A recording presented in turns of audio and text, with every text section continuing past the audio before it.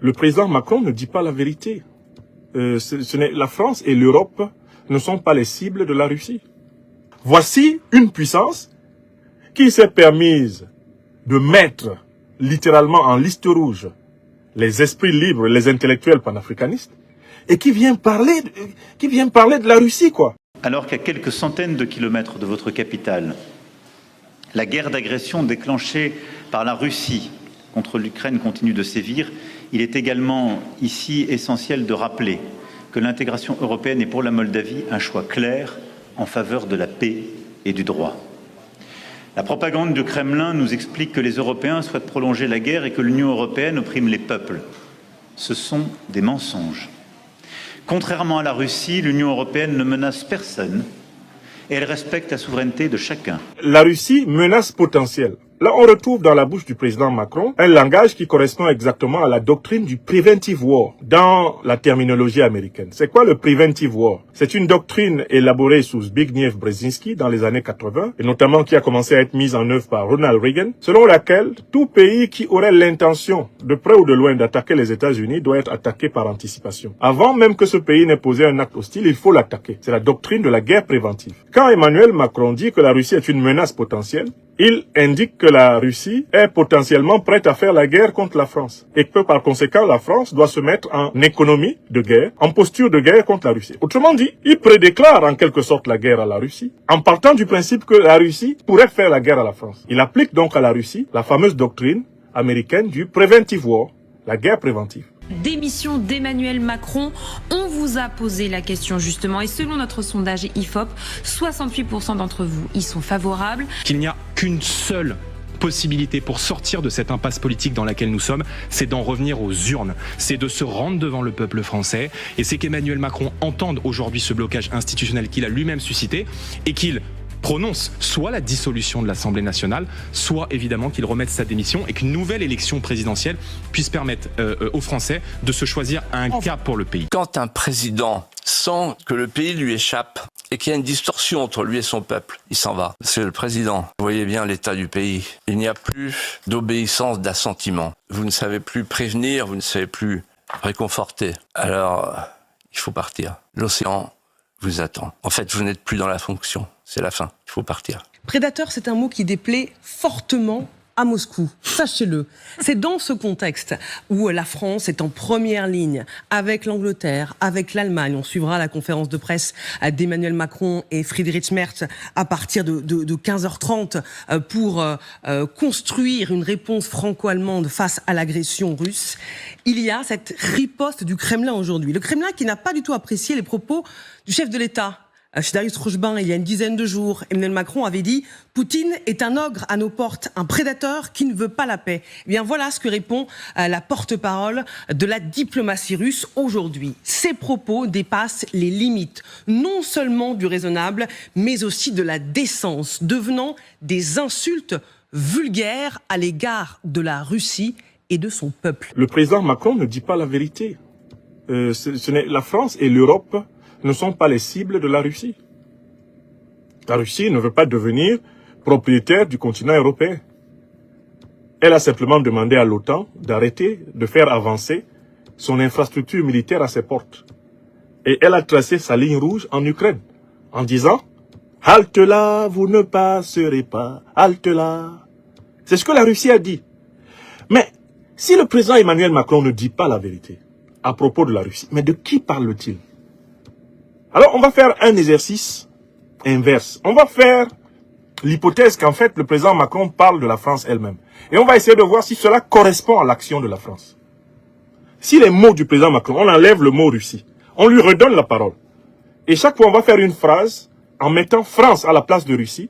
Et puis, on va vérifier historiquement si c'est vrai. Parce que c'est peut-être là qu'on va se rendre compte que les propos du président Macron sont un autoportrait de la politique internationale de la France. Alors, donnons-lui la parole et recommençons l'exercice. Monsieur Macron, dites-nous... La Russie est devenue durablement une puissance de déstabilisation. Alors, on prend la première phrase. On dit la France est devenue durablement une puissance de déstabilisation. Est-ce qu'on peut dire cela de la France? Réponse oui. À partir de quand la France est-elle devenue durablement une puissance de déstabilisation? Je peux donner une date à partir du XVIIe siècle, lorsque Colbert, ministre du roi de France, a édicté le Code noir et a décrété que les navires de guerre et de commerce français avaient le droit d'aller s'emparer des populations noires en Afrique et partout ailleurs dans le monde pour les réduire en esclavage. C'est là que la France est devenue, à l'échelle mondiale, une puissance de déstabilisation. Par la suite, la France a continué d'être une puissance de déstabilisation lorsque, sous l'Empire et plus tard sous la République, elle a engagé les colonisations. Les colonisations se sont accompagnées de crimes de guerre, de crimes contre l'humanité, de déportation, de génocide, en Afrique, en Asie, en Amérique et dans les îles de l'océan Indien et de l'océan Pacifique par les armées françaises. Là-dessus, il n'y a aucun débat. On ne connaît pas les invasions, négrières russes en Afrique. On ne connaît pas les invasions coloniales russes en Afrique. On ne connaît pas des déportations coloniales d'Africains. On ne connaît pas de crimes contre l'humanité perpétrés par les armées russes en Afrique, mais on connaît les crimes contre l'humanité perpétrés par les armées françaises. Allez regarder le film de René Vauthier sur la guerre d'Algérie. Le président Macron lui-même vient de reconnaître que la France a mené une guerre contre le peuple camerounais entre 1955 et 1971. C'est une guerre qui, au bas mot, est évaluée à plus d'1 million de personnes par le fait de l'armée française. Madagascar pourrait témoigner. Les Ivoiriens peuvent témoigner. La révolte des Abbesses, que ça leur a coûté.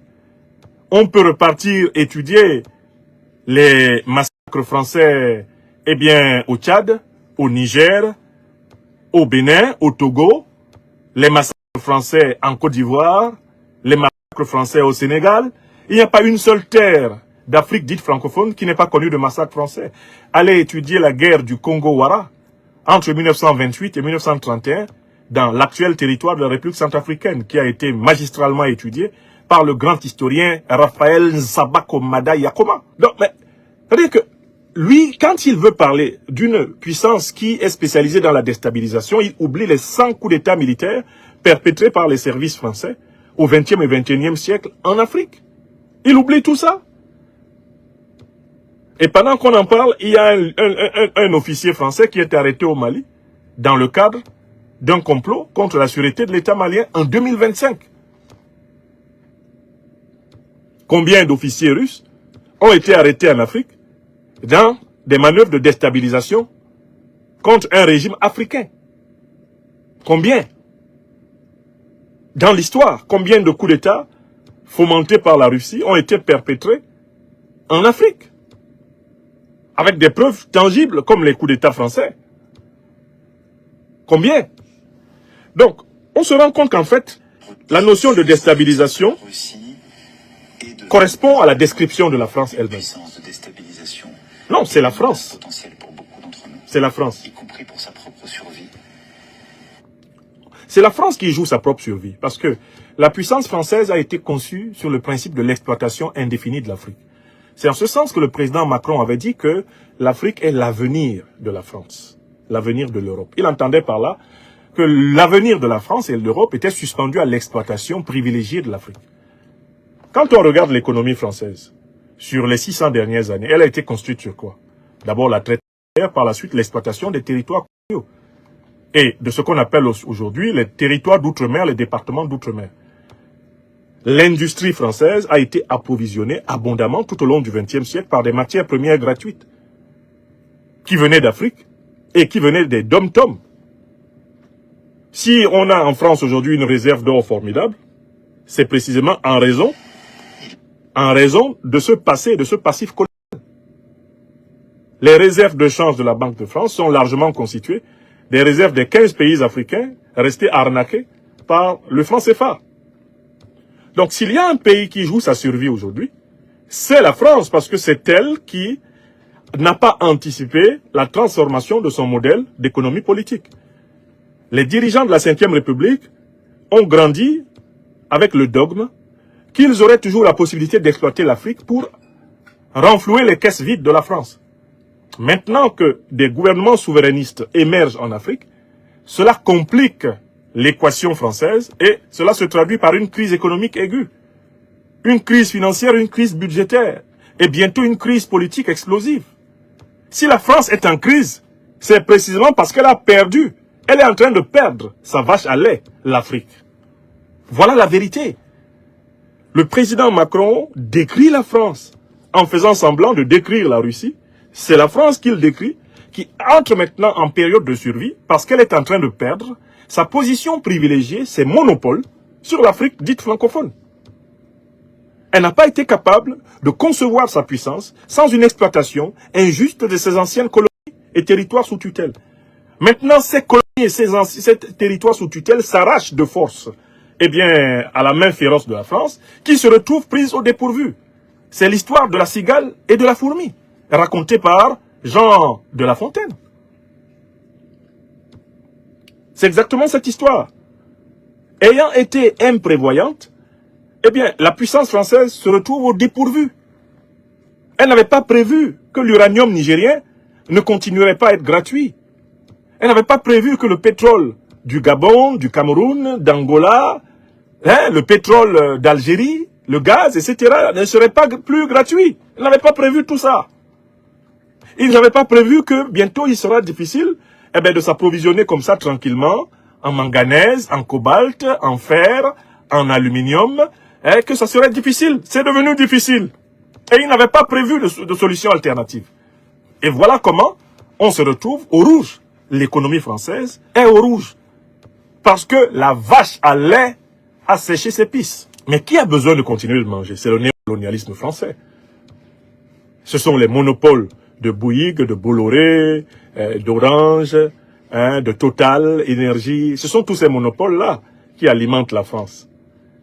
Et ce sont ces monopoles qui sont menacés et qui menacent justement la France de famine économique, industrielle, de famine géoéconomique mondiale. C'est une autodescription de la situation de la France. C'est elle qui est en train de tomber. Elle est en train de couler tout doucement comme un Titanic. Et M. Macron veut projeter ces énergies sombres-là sur la Russie, qui n'est pas du tout dans cet état. Y a-t-il plus prédatrice que la France quand on la compare à la Russie? Historiquement. Bon, écoutez, regardons la carte du monde. Dites-moi les territoires en dehors de l'Eurasie qui ont été occupés par la Russie. Pourtant, la Russie est un immense pays. Hein. C'est un très grand pays, c'est un pays continent. Dites-moi quel pays africain a été occupé par la Russie ces 600 dernières années. Donnez-moi un pays américain qui a été occupé par la Russie ces 600 dernières années. Donnez-moi des pays asiatiques. Il y a eu l'invasion de l'Afghanistan. On peut compter au bout des doigts. Combien de pays d'Asie ont été occupés de façon coloniale par la Russie? En fait, très peu. Très peu au final.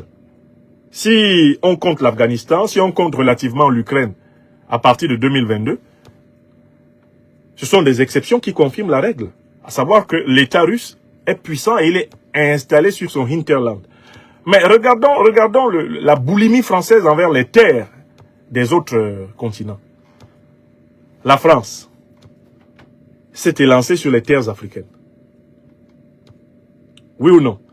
Elle s'était lancée sur les terres asiatiques. Hein? Bien Dien Phu, 1954. La guerre d'Indochine n'aurait pas été possible si la colonisation française n'était pas allée jusqu'en Chine. D'accord? On continue. La colonisation française, le Canada. Ce sont les terres des Indiens. La colonisation française a franchi l'Atlantique pour aller prendre le Canada. Elle a franchi l'Atlantique pour aller prendre la Guyane. Ne parlons pas des îles, les océans Atlantiques et Indiens. Les Comores, Djibouti, Madagascar, La Réunion. Tout ça, c'est dans l'océan Indien. Allons en Polynésie. Ils sont arrivés jusque là-bas. En Kanaki, la Nouvelle-Calédonie. Ils y sont arrivés. Mais écoutez, mais comment une puissance qui s'est éparpillée dans le monde, utilisant le canon, la ruse et le mensonge pour s'accaparer les terres des autres et leurs richesses, soumettre au forceps des peuples, acculturer massivement des peuples, comment une telle puissance peut utiliser le